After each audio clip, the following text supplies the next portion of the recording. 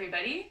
Welcome to a daily cars routine. You could use this as a part of your warm-up for sporting activities or just a daily thing to do for your body. My name is Leslie. And my name's Dave. Dave's going to be demonstrating all of the movements and I will be talking you through it. The video will go into depth on each of the movements, but once you learn them for yourself, you can probably go through this routine in about 10 to 15 minutes.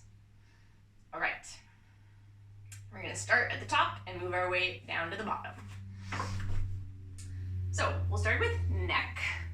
Just to organize the rest of your body, you might touch your palms to the sides of your legs and just notice where they land and try not to let them slide or lift at all. And same thing with your shoulders.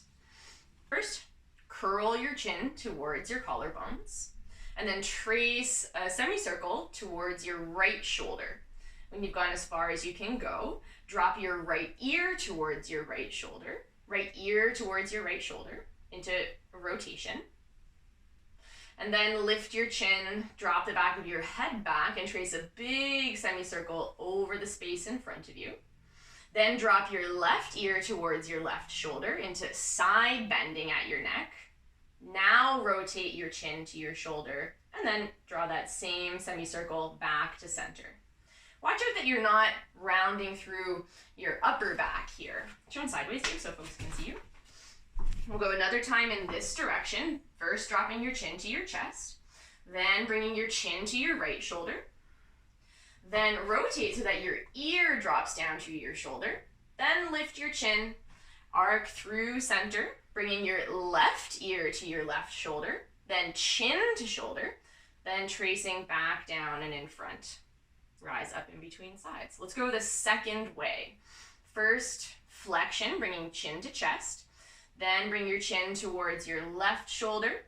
Drop so that your ear reaches back. Take yourself through the arc across center, feeling a stretch along the sides and the front of your neck. Land with your ear to your shoulder, then your chin, then swoop down. Go once more in that same direction. Nice and slow, probably a few breaths to take you through that whole range of motion.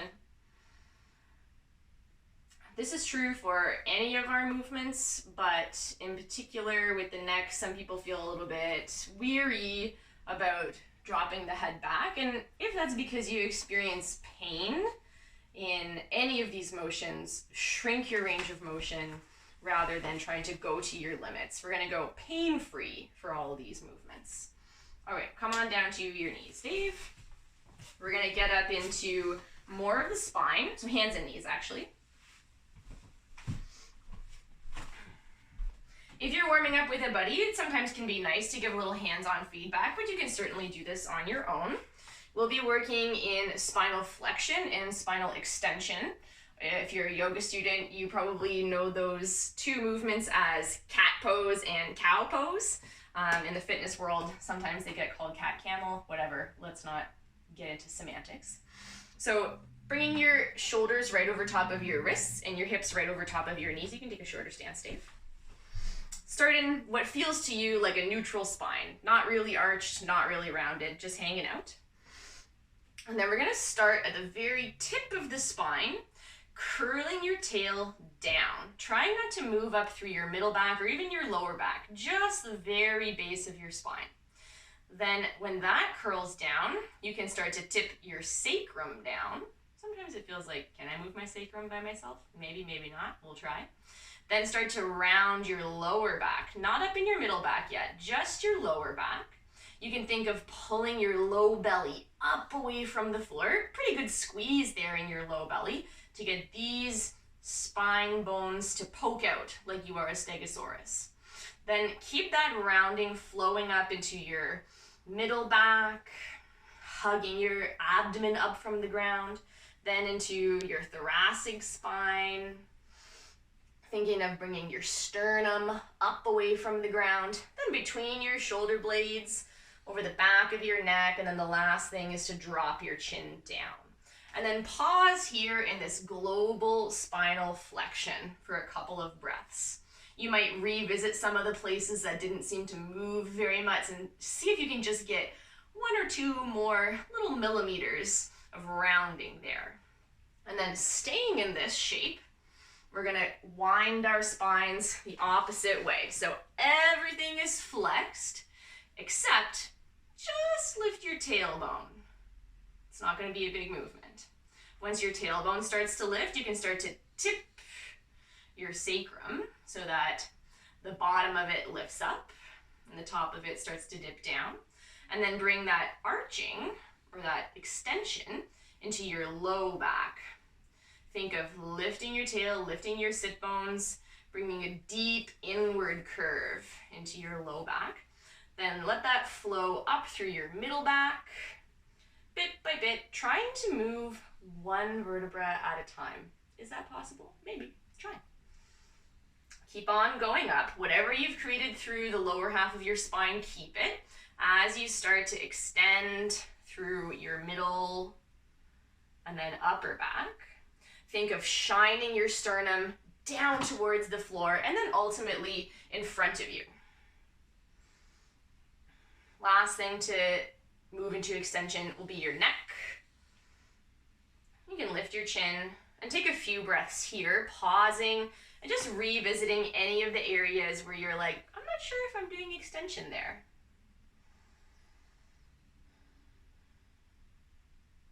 Okay, let it all go.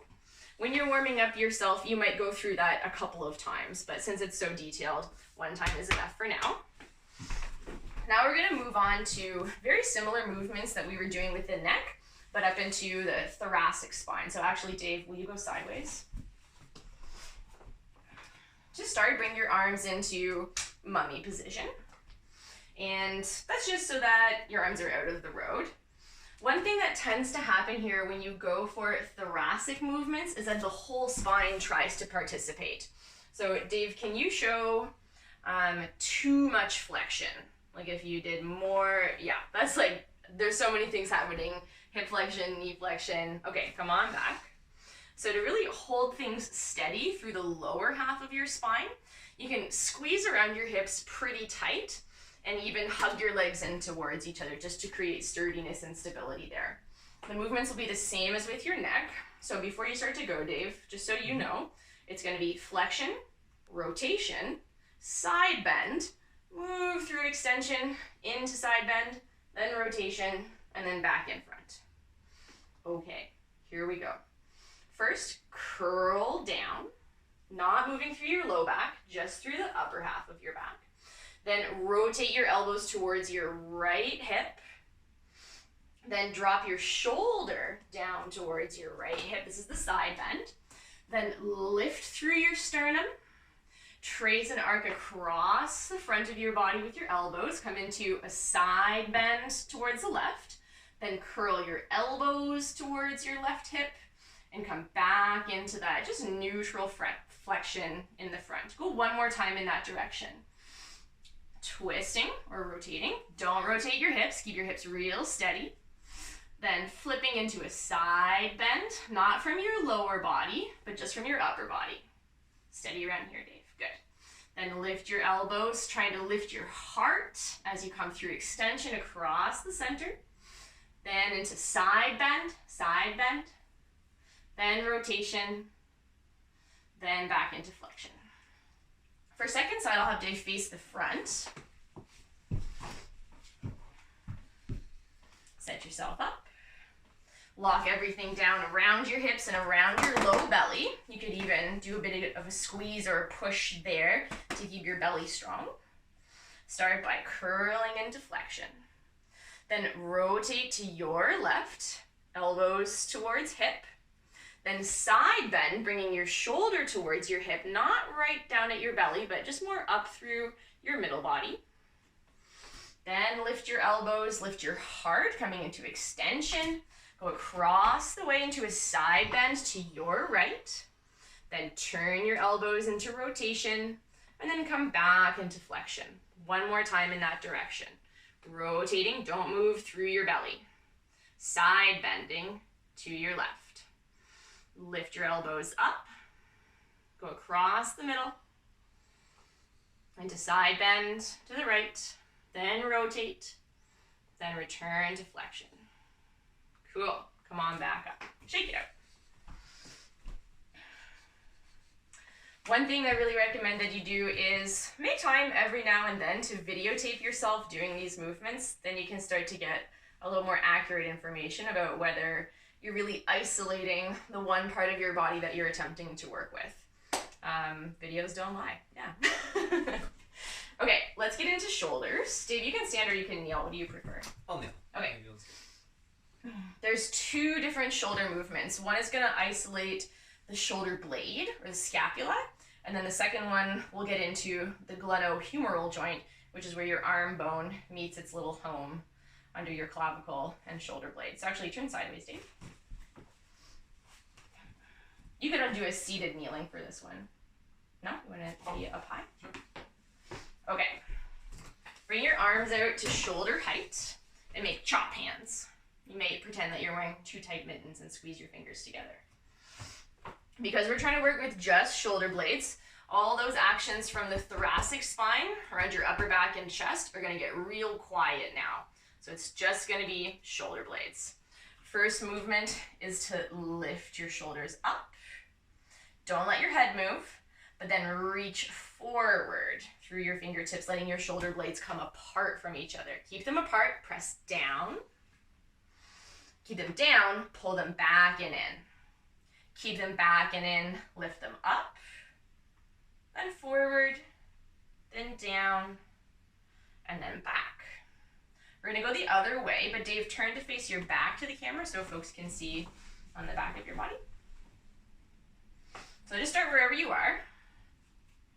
And to reverse, quiet down any rib cage lifting, quiet down any pelvis tilting. So did it contain on the front of your body? Yeah. Get your head stacked right over top of your hips. So knees, then hips, then shoulders, then head, all in one straight line. From here, squeeze your shoulder blades back, lift up, then forwards, then down. Go one more time, back, squeezing in, then up, then forwards, parting them, then down. Right on. Shake it out, Dave. One thing you can play with is making fists in your hands rather than doing chop hands. Maybe that brings you a little bit more feeling of power or tension. You're welcome to experiment with that. Okay, before we get into the shoulder one, let's just review internal and external rotation. Bring your arms out in front of you at shoulder height and go all the way into external rotation. So you can check for the insides of your elbows facing up.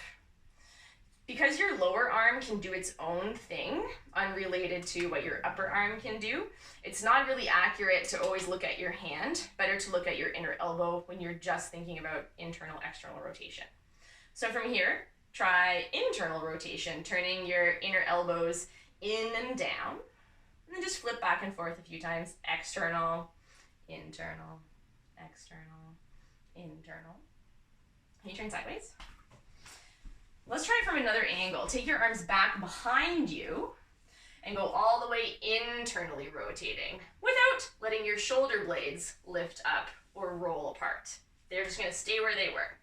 So when you internally rotate, when your arms are behind you, your inner elbows are trying to look across the way at each other, which Dave's almost are. And then try external rotation here. So your inner elbows might look forward or out to the sides. Go one more time all the way in. And then all the way out. Turn all the way to face away from the camera, Dave. Sometimes the movement of the gleno-humeral joint and the scapula get paired together, and that's not really what we're about when we're doing our controlled articular rotations. We want to separate them. So Dave, bring your arms out into a T shape at shoulder height. What we're going to look for, drop your chest, is that there's no change in the wrinkling of his shirt here. So try a little bit of internal and external rotation, Dave, at your own pace. And we'll just notice whether there's any movement here at his shoulder blades. And he's going to be really strict right now because we're talking about this. Try it with your shoulders in extension. Bring your arms behind you. Try keeping shoulder blades totally still. Choose whatever you want to do with them. And try rotating through the length of your arm, right at the head of your arm. Oh, see, he did a little retraction there. That's good to notice. You're not going to get in trouble. It's just good to notice. Cool. Okay, we've done enough exploring of that. We're going to go one hand at a time. So we'll go Dave's left, your right. Start by, yeah, you can face the camera, Dave. Start by bringing your right palm up, inner elbow up, and squeeze your arm into adduction or across the center line of your body. Try not to twist your whole body. That's not the same thing. Keep your body in the center. Just bring your arm in. Keep that squeeze in and start to lift your arm alongside your head. Straight elbow, strong hand. When you get to your end range here, still squeezing your arm into the side of your body. Squeeze, squeeze, squeeze. Good. Then you can start to internally rotate, bringing your palm out. Soon your elbow will start to swirl out, and then reach your arm back behind you, trying to draw the biggest circle. So try not to bump into me, Dave. Nice. Notice if your chest is rotating. Notice if you're side bending at all. Keep on internally rotating as you bring your arm behind you. Your palm can be facing up and back behind you. Hold as high as you can back here. Then slowly lower your arm to the side of your leg, palm out, knuckles in, right to the side of your leg, Dave. Yeah, palm out, knuckles in. Cool. We'll go back the way we came. Lift your right arm up and back behind you, keeping that internal rotation. Go as high as you can. Check out if your shoulder blade lifted at all, then you can always settle it back down. Check out if you're curling forward. Just stay upright. And then when you've got as far as you can go into shoulder extension with internal rotation, start to externally rotate. And again, draw the biggest circle that you can, pretending that you're right beside your annoying girlfriend or a wall. Pause here in your shoulder flexion. Settle your chest down. If your chest is lifting, bring your head back in space. If your head was jutting forward, and then keep on externally rotating. Let your arm come down and in front of you. Okay, realistically, you might do 2 or 3 passes, but let's do second side for now. And then, yeah, let's go side view. Bring your left arm up and in front of you, full external rotation. Squeeze it in across the front of your body without twisting. Keep it squeezing in, keep your elbow straight, keep your hands strong as you try to bring your arm alongside your head. Check back in with your elbow. Is it really straight? Check in if your chest is lifting. Keep your ribs down, keep your head back in space. We'll pause for another breath here. Long, strong arm. Then start to internally rotate. Your hand can lead the way. And start to swim your arm back behind you. Keep on twisting it to internal, internal, internal rotation. Is that shoulder lifting? Are you side bending at all? Is this same right side of your or left side of your body getting longer? Keep it even with the left. Pause in your shoulder extension with internal rotation. You could even add a squeeze in, like your thumb is trying to cross the center line of your body. And then softly let your arm drop down by your side, palm out, knuckles in. Check out if you are twisting. Okay, let's go back the way we came. Long, strong arm, lift it up and back behind you. Go right until you feel you can't go anymore, pain-free. Then start to externally rotate. Let your shoulder blades stay pretty chill. It's going to rotate, but it shouldn't be lifting and lowering. As you lift your arm back alongside your head, pause there, straighten your elbow, keep your neck tall and straight, squeeze your arm in towards your ear, good. Then finish the external rotation back into adduction close to the center line, and let your arm swoop down. Nice job. How's your shoulders feeling there, Dave? Great. Okay, cool. We're gonna go into elbows and wrists, and we'll just do both arms at the same time for this one. So start by bringing your elbows into your sides, and arms can just come forward in supination. You can remember supination is when your palms are up, like you're holding a little bowl of soup in each hand. Straighten your elbows all the way. Keep supination and then bend them all the way. Squeeze your elbows shut. Really try to paste your forearm to your bicep and drive your thumb tips out to either side so that if you had a light beaming out of your palm, you'd miss your own shoulders. Do your best. Keep your elbows bent a lot and then pronate, turning your palms away from you. Then straighten your elbows all the way, or extension. Bring them all the way back up into squeezing flexion. From pronation, twirl to supinate, and then straighten all the way. Flex one more time. Pronate, return your palms away, and extend one more time. Nice. Shake it out a little bit. Bring your elbows back into a 90-degree flexion, palms up. And for this one, you could go fists or you could go chop hands. Let's go chop hands. So squeeze your fingertips together. One thing to notice when we're doing wrists is whether or not your hand shape changes. Oftentimes it'll want to curl in like this or do other funny things. Just see if you can keep your hands pretty neutral. All right. It's not a big movement, but you can get pretty fiery.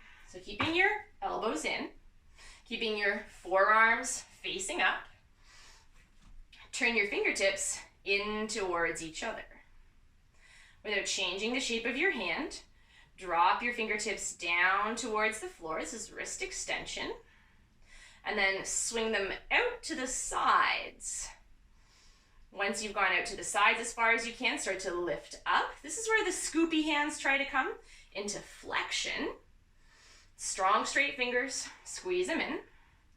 And then come back into neutral. Dave, can you turn sideways and we'll go the second way? Great. From neutral, we'll go first into lateral deviation. Look at that, it's a fancy word. And then up into flexion. And then in. And then down.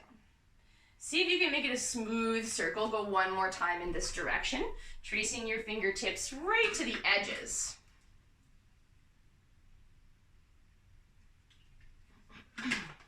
When we're doing this exercise, what we're going to try to avoid is when we come into flexion, is curling our fingers up in any sort of fashion. The scoop hands.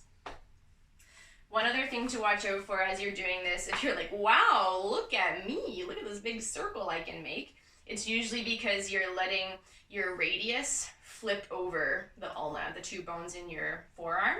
So it's probably not going to be that exciting of a movement from the outside. If you're like, look at this, that's just a different thing. That's your forearm bones swirling over each other. Okay, let's do fingers.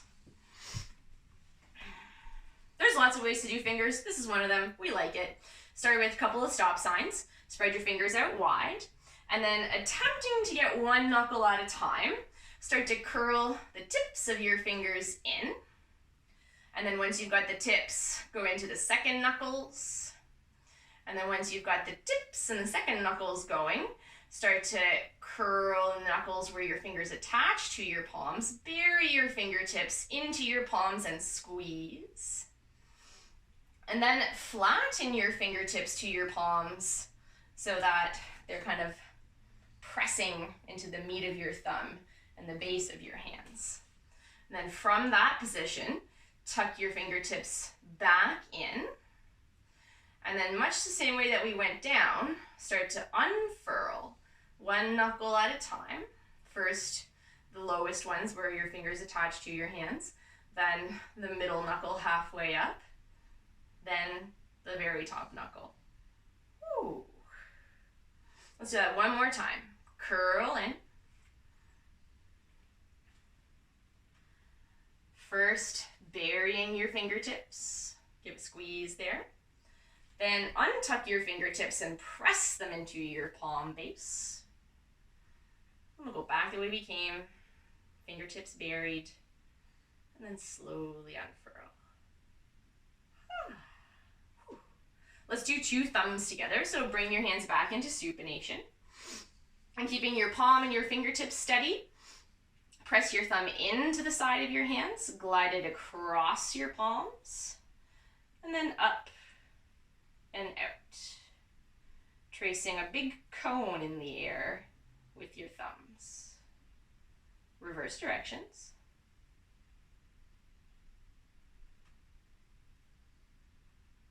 Who else's index fingers are trying to help? All right. What are you feeling there, Dave? My fingers just want to spread out in like the spot. Peace sign. You know, I'll take it. Live long and prosper. Okay, let's get into lower body a little bit more. We're gonna do hips. And I think let's do standing hips, Dave. Then you can use a bit of the wall for balance. Maybe face sideways for the first one. Which wall do you want to use for balance? You can approach, no. You can approach here, yeah. So Dave's gonna do his left leg, you do your right leg. Much like the shoulder, or the Gleno-Humeral car, this one is gonna involve axial rotation, so that's the internal and external rotation. And it's gonna move through flexion, abduction, and extension, and then adduction. So there's a lot going on.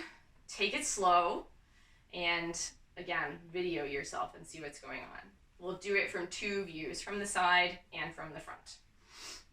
So first thing is to flex your right leg up and in front of you. You can go into flexion at your knee and at your ankle as well. Just pull it up. Cool. From flexion, we'll try a little adduction. So squeeze your thigh in front of your body. Trying not to twist your hips. That's a different thing. Keeping this adduction and flexion, we'll go for external rotation, which means driving your ankle up towards your left shoulder. It's not going to happen, but you can aim in that general direction. Keep that urge to externally rotate and carry your leg into abduction out to the side. As your thigh comes out to the side, keep fighting for height, keep pressing your knee up, and then swing your ankle underneath your knee. See if you can go a little bit further. Try not to, I'm not going all the way there yet, Dave. Just stay in an abduction, yeah. Try not to lift your right hip. I know it wants to. Okay. From here, we're gonna swing into internal rotation, so kick your heel up and back behind you. Try to keep your thigh at the same height. That'll feel pretty tricky. Try not to lift your hip at all. Be honest with yourself. Bring that hip down. And then push back behind you. Squeeze your heel to your bum. Lower your thigh so that it's in line with your standing leg. Squeeze your heel into your bum. Squeeze your heel into your bum and push back, push back, push back. Watch out that you're not making a big back bend. Stay out of an anterior pelvis tilt. Nice. Rest a little bit. We're taking it slow on these. Okay, let's go back the way we came. Start with holding firm on the front side of your body, staying out of a back bend. Squeeze your heel to your bum. Maybe get your hamstring to cramp. Congratulations. Push your thigh back behind you. We're aiming for extension here. Most folks don't have a lot. Don't worry about it. Keeping that, lift your thigh straight up, heel up into abduction. Go as high as you can for both your thigh and your ankle. Then continue to lift your thigh and swing your ankle underneath your knee. Good. Go slow. Don't skip over the crunchy parts. Those are the good bits. Pain-free. Keeping your ankle under your knee here. Lift for as hard as you can. And then continue that external rotation. Bring your ankle even higher. Fight for height. This is the last little moment here. Woo, last breath. And then let it all go. Dave, where are you breathing? Great.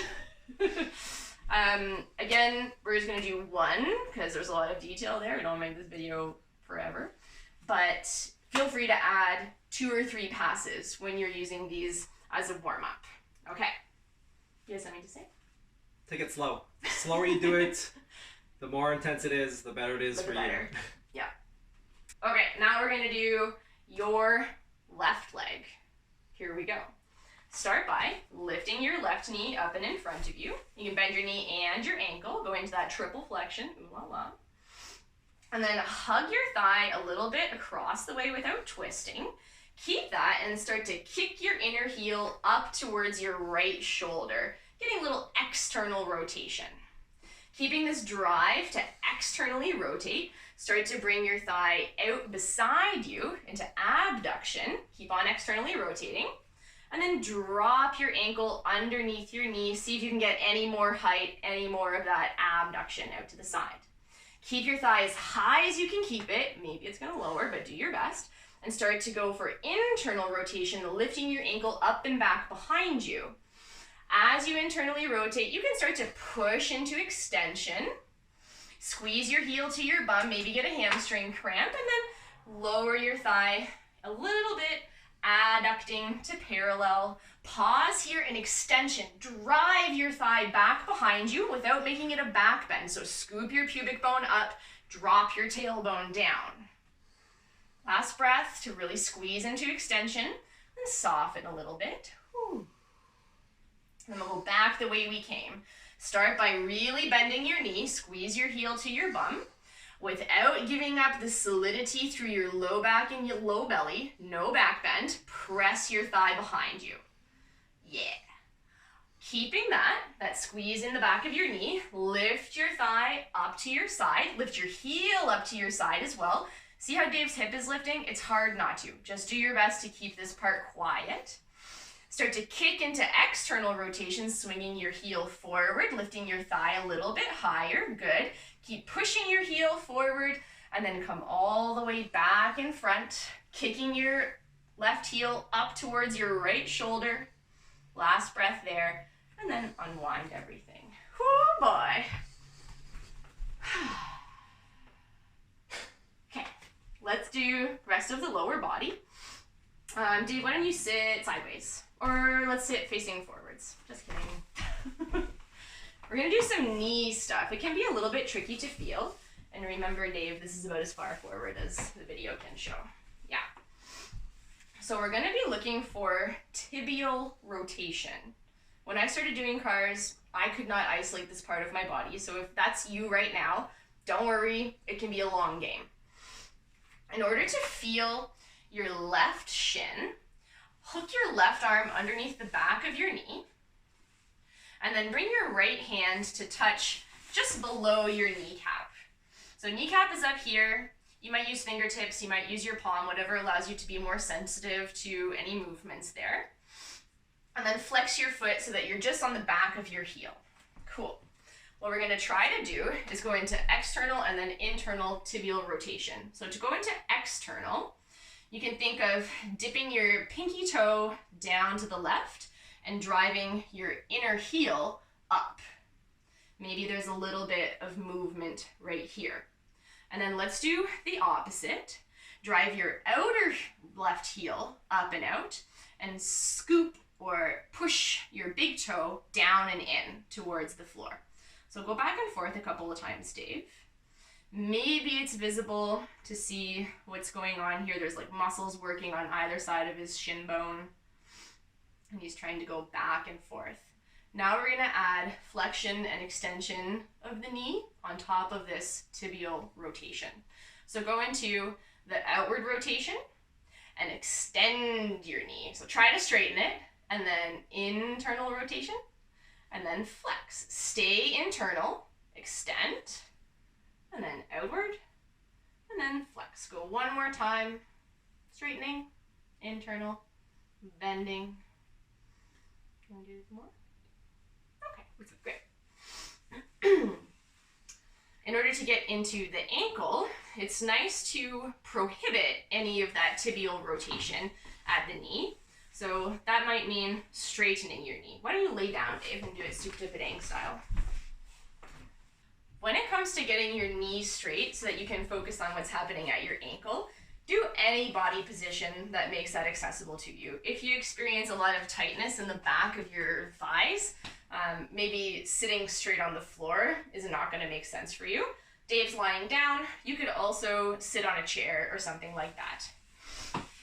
So, squeezing your knee straight and minimizing any rotation at the hip. We're done with hips. We're going to try to draw a big circle with your ankle.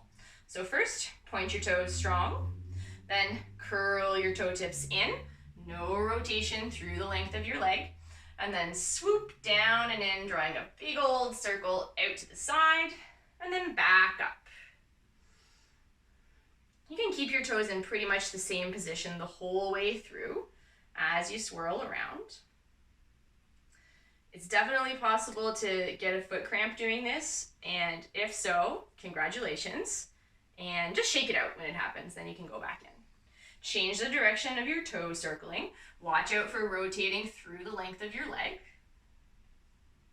And we'll do just 2 passes.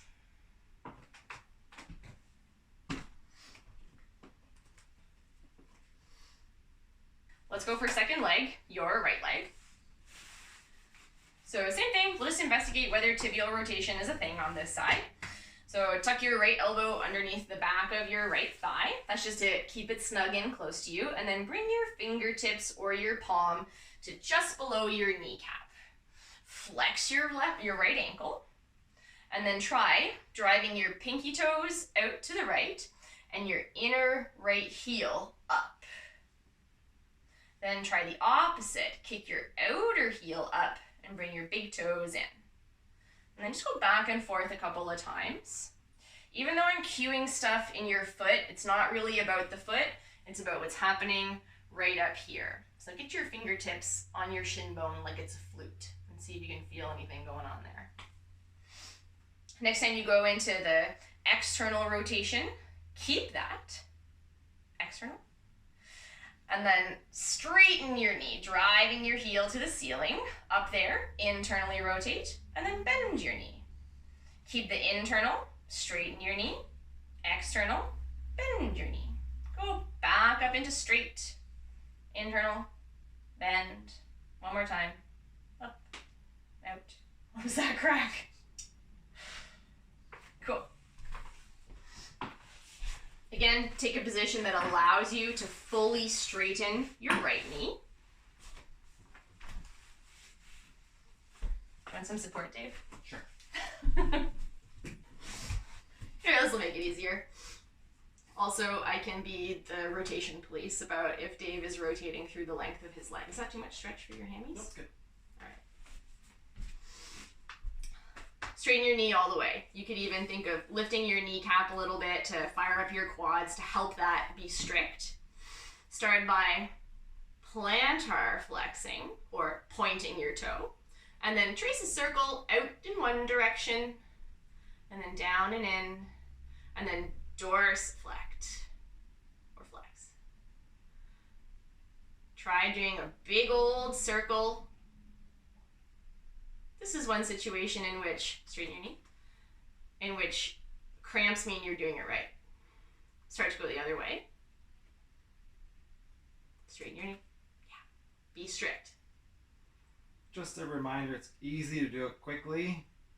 It's difficult to do it slow and trying to feel out all the nooks and crannies and Getting all areas the that cracks. are difficult. Yeah, if you go too fast, you end up skipping over the hard parts, and the whole point of doing these cars is to get into all the hard parts. Okay, toe time. Start at the head, going to the toes. This is our last one. Your toes are not quite visible there, Dave. Yeah, do you want to stand or do you like to sit? I like to sit. Okay. Just like the other movements that we've been doing, sometimes the brain to body part connection's a little rusty, needs to be plowed, whatever it is. So if there's any times when your toes aren't doing what you're telling them to do, you can help with your fingers and just teach your toes what you want them to do. It can be a long game. Okay, first things first, just lift all your toes and put all your toes down. Do that a couple of times. Lift your toes, put them down. I think there might be tendencies, keep going, Dave, to lift the ball of your foot a little bit on either the big toe side or the pinky toe side. Even just lightening up on either of the sides is a type of compensation. So just be aware of the ball of your foot pushing down evenly. And now we'll start to isolate. So leave all of your toes down. See if you can just lift your big toes. And again, if they don't lift, just give them a little hand, pick them up, teach them what you want them to do. And then 3 times, tap your big toes and lift them up. And tap and lift and tap and lift. Now leave your big toes down, lift up all of your other toes. Again, if it's not happening, you can get your fingers in there and help. And we'll go tap and lift and tap and lift. See if your pinky toe mound is getting lighter. Push it down. Now we'll do the opposite of all of this. Lift all of your toes. Keep your smaller toes lifted and just tap your big toes down all by themselves. And then up. And then down. One more time. Then keep your biggest toes lifted and put all of the other toes down. Keep the sky lifted, lifted, lifted. 3 times, down and up, down and up. It wants to move. Notice what your hands are doing. If your toes are doing stuff, just check in with your hands. Sometimes they're like trying to help. They're allowed to try, but it's not helping.